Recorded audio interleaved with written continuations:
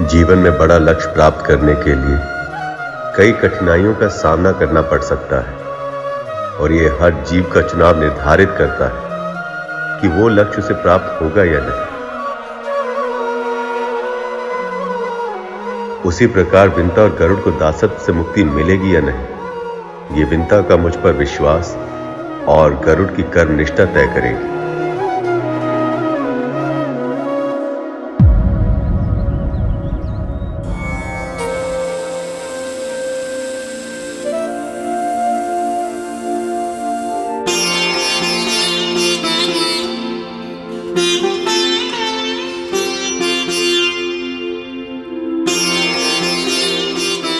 गरुड़ अपने प्राणों को संकट में डालकर अमृत देने गया है ताकि मैं दास्तां से मुक्त हो सकूं।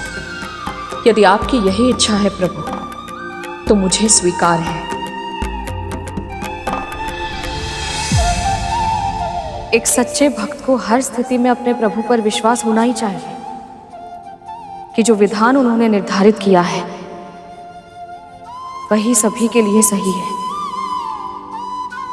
मुझे भी विश्वास है नारायण, इसलिए अपने पुत्र की रक्षा की चिंता मैं आपके चरणों में सौंपती हूँ।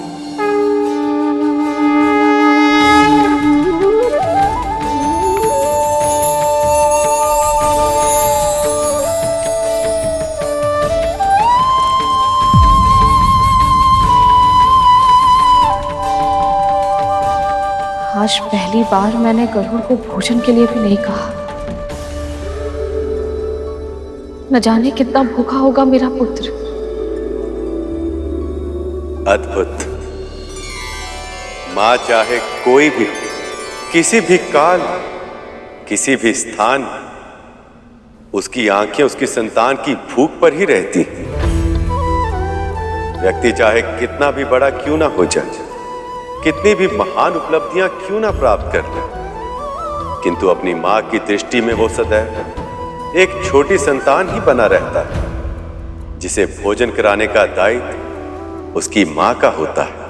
आपने सत्य कहा प्रभु, क्योंकि संतान समय के साथ मां की गोद से बड़ी तो हो सकती है, पर उसके हृदय में न समाए इतनी बड़ी नहीं हो सकती।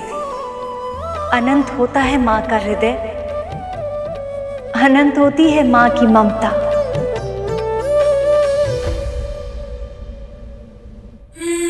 हे स्वामी, गरुड़ की सहायता कीजिए। हे स्वामी, गरुड़ की सहायता कीजिए।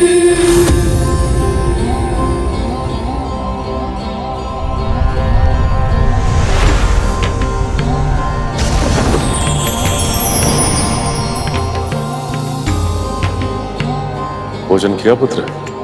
पिताजी को कैसे ज्ञात हुआ कि मुझे भूख लगी है?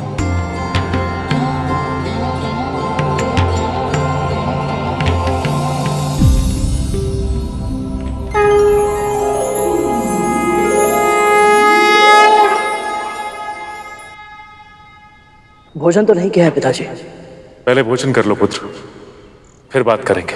क्षमा कीजिए पिताजी, परंतु मैं एक बहुत ही आवश्यक उद्देश्य के लिए निकला हूँ और जब तक उसे पूरा नहीं कर लेता, भोजन या विश्राम के लिए विराम मेरे लिए संभव नहीं है। मुझे बड़ी माँ के लिए अमृत लाना है। पिताजी आप तो सब जानते हैं। तुम्हारी माँ को तुम्हारी चिंता हो रही है, पर वो सही भी है। पर पुत्र, जिस उद्देश्य के लिए तुम निकले हो उसे पूरा करने के लिए तुम्हें लंबा युद्ध करना होगा, और उसके लिए ऊर्जा की आवश्यकता होती है, और ऊर्जा के लिए भोजन आवश्यक है पुत्र। पिताजी के इस परम सात्विक आश्रम के निकट मुझे मांसाहार कहां से मिलेगा? पुण्यदायक सरोवर के निकट जाओ पुत्र, तुम्हें वहां केवल भोजन ही नहीं मिलेगा, 2 प्राणियों की मुक्ति के साधन भी बनोगे तुम। गरुड़ के माध्यम से मुक्ति किसे मिलेगी प्रभु? 2 ऐसे प्राणियों को जो किसी की कल्पना से भी अधिक विशाल है। एक है हाथी, 6 योजन ऊंचा और 12 योजन लंबा,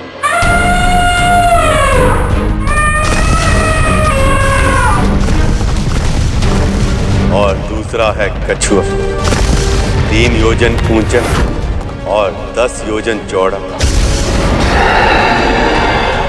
ये दोनों इतने समय से एक दूसरे से युद्ध कर रहे हैं कि अपने द्वेष का कारण तक भूल चुके हैं।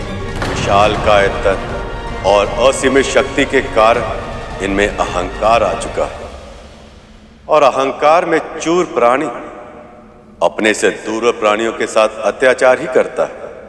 जब तक वह अकारण किसी के साथ झगड़ा ना कर, उसके भीतर की ऊर्जा अशांत ही रहती है। इसी कारण युद्ध अब इन दोनों की प्रवृत्ति बन चुका है, और इसी कारण पूरा वन आतंकित है।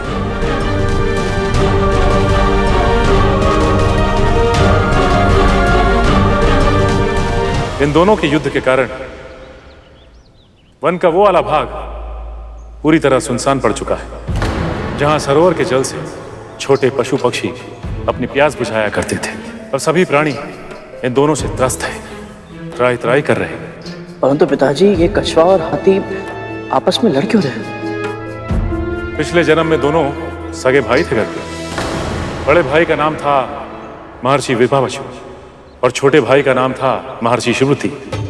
महर्षि होने के बाद ये दोनों अपनी पैतृक संपत्ति को लेकर, उसके धन के बंटवारे को लेकर आपस में झगड़ा करते रहते। जब दो भाई आपस में झगड़ा करते तो बाहरी व्यक्ति आकर उसका लाभ उठाता है, उनकी क्रोधाग्नि में घी की आहुति डालता है और उस झगड़े को इस सीमा तक ले जाता है कि वहां से लौटकर वापस आना संभव नहीं होता। ऐसा ही इन दोनों के साथ भी हुआ। दूसरों की बातों में आकर इनका झगड़ा शत्रुता में बदल गया, और फिर एक दिन विभावसु ने क्रोध में आकर सुप्रतीक को हाथी बनने का श्राप दिया, और सुप्रतीक ने क्रोध का उत्तर क्रोध में और विभावसु को कछुआ बनने का श्राप दे दिया।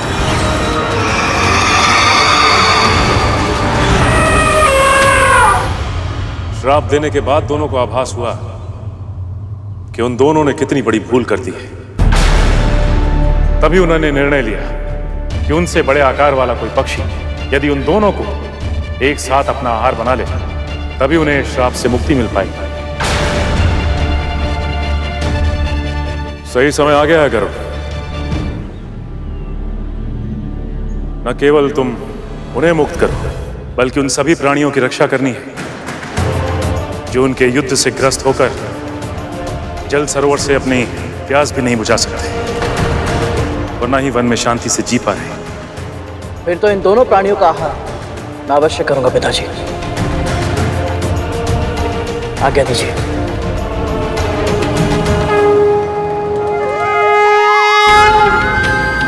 सफल हो पुत्र।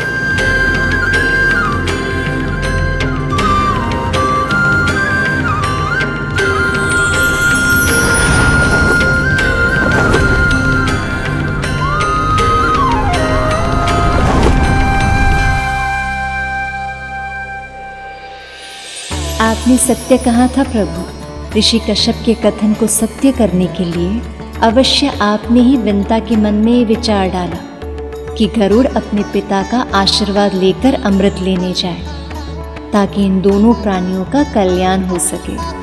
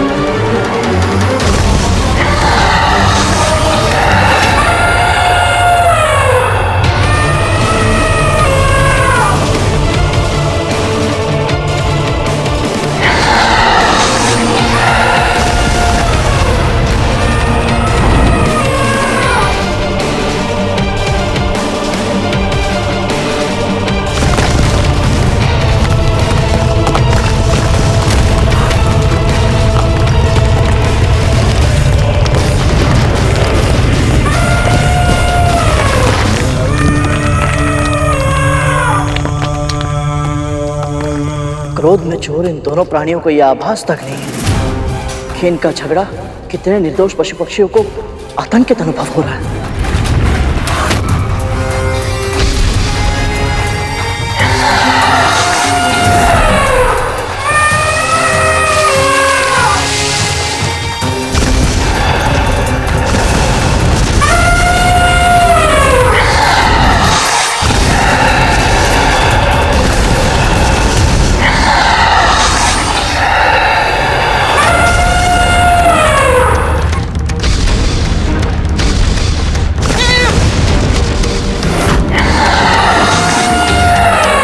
यदि समाज के लिए कोई संकट बन जाए तो उसका विनाश करना धर्म होता है।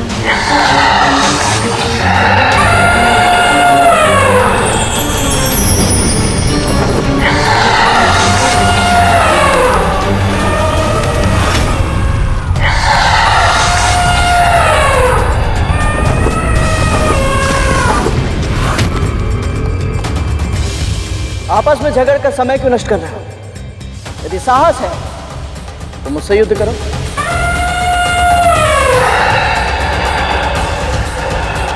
तुमने अपनी मृत्यु को ललकारा है पक्षी। ना तनिक विभाग, ना विशाल आकार, कुछ भी नहीं है तेरे पास, केवल मूर्खता है। और अब तेरी मूर्खता का दंड दूंगा तुझे। चींटी जैसा है तू मेरे सामने, चींटी के समान ही कुचल कर रख दूंगा।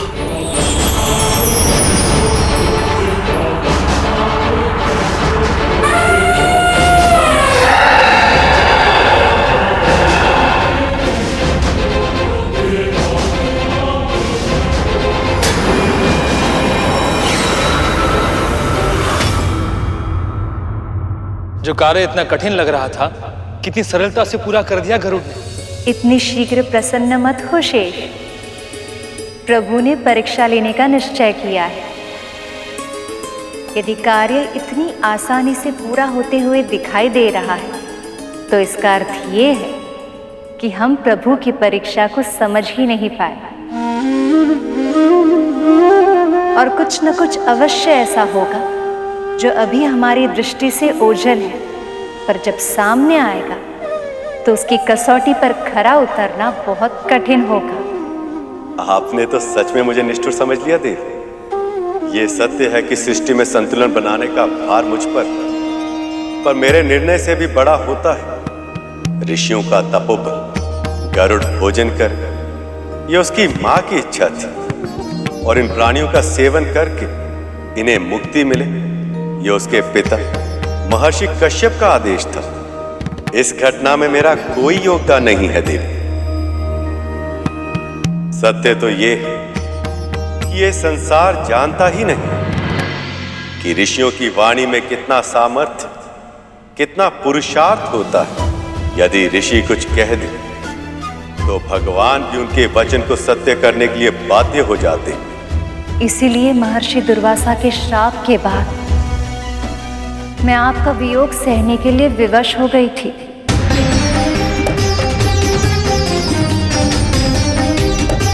सत्य वचन देवी। इसलिए ऋषि मुनियों की वाणी चाहे मीठी हो या उसमें क्रोध की कड़वाहट घुली हो, वो सदैव जगत का कल्याण ही करती है। मुझे अपनी योजना उनके अनुरूप बदलनी पड़ती है ताकि मैं ऋषि मुनियों के वचन को सत्य सिद्ध कर सकूं। जो भगवान को भी विवश कर दे, ऐसा तपोबल से अर्जित पराक्रम अद्भुत है प्रभु। मुझे कोई ऐसा स्थान ढूंढना होगा जहां किसी और को कष्ट दिए बिना शांति से इन दोनों का हर कर सकूं।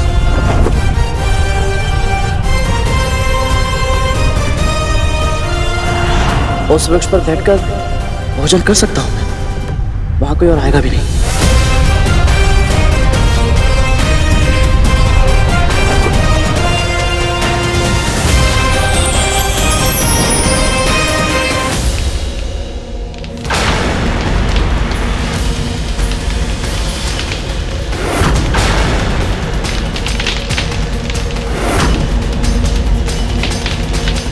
यहां तो वाल के लिए ऋषि तपस्या कर रहे हैं। यदि ये शाखा टूट गई तो ये सभी ऋषिगण गहरी खाई में गिर जाएंगे और तब इनकी मृत्यु होना निश्चित है। प्रभु, ये कैसी परीक्षा है आपकी? यदि ये शाख टूट गई तो गरुड़ को ऋषि हत्या का महापाप लग जाएगा। और यदि गरुड़ ने चेतावनी देने के लिए उन्हें जगा दिया तो भी तपस्या भंग होने के कारण वो क्रोधित हो सकते हैं। आपकी आशंका सत्य है देव।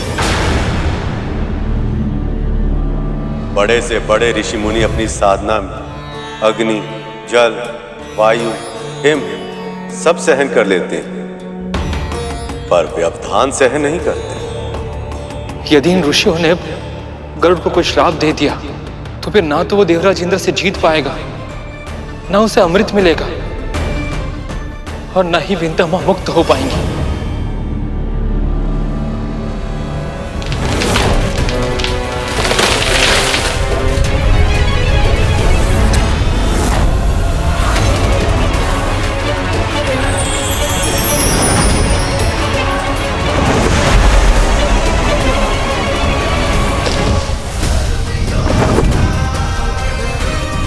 अकल्पनीय, अविश्वसनीय।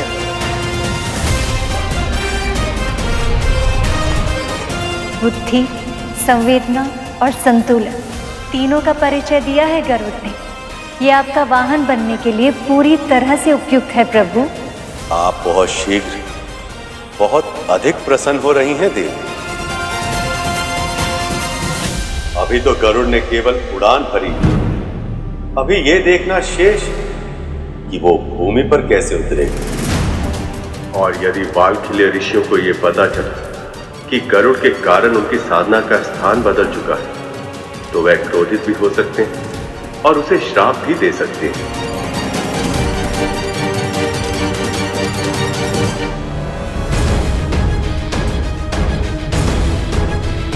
यदि उस समय ऋषियों का कोई अहित हो गए या उन्हें कोई चोट लग गई तो क्या होगा?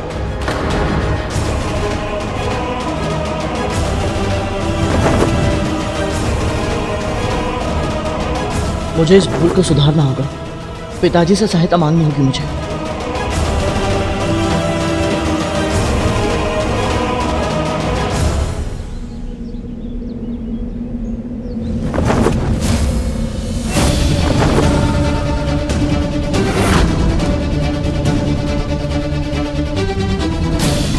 इसे तो भोजन करने के लिए भेजा था, इन दोनों को यहां क्यों ले आया? वाल्खिल्य ऋषि,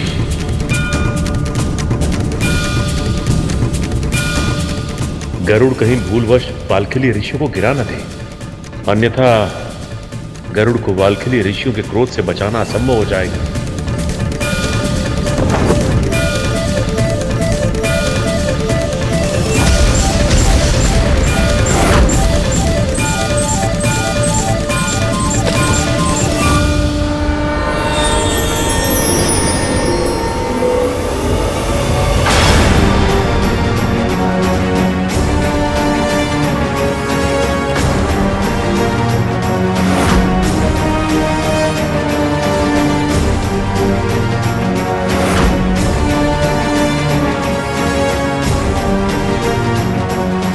तेरी देह विशाल है, किंतु तेरी बुद्धि अल्प है।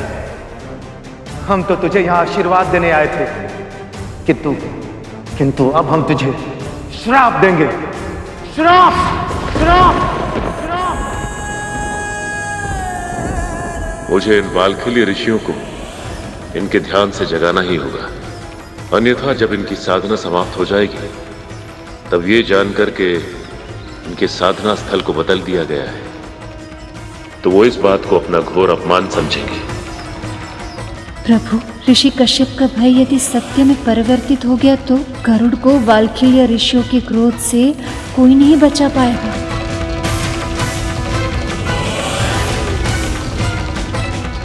ये अनजाने में कितनी बड़ी भूल हो गई मुझसे। कहीं इस भूल के कारण मैं अपनी माँ को दास्ता से मुक्त कराने में असफल न हो जाऊं।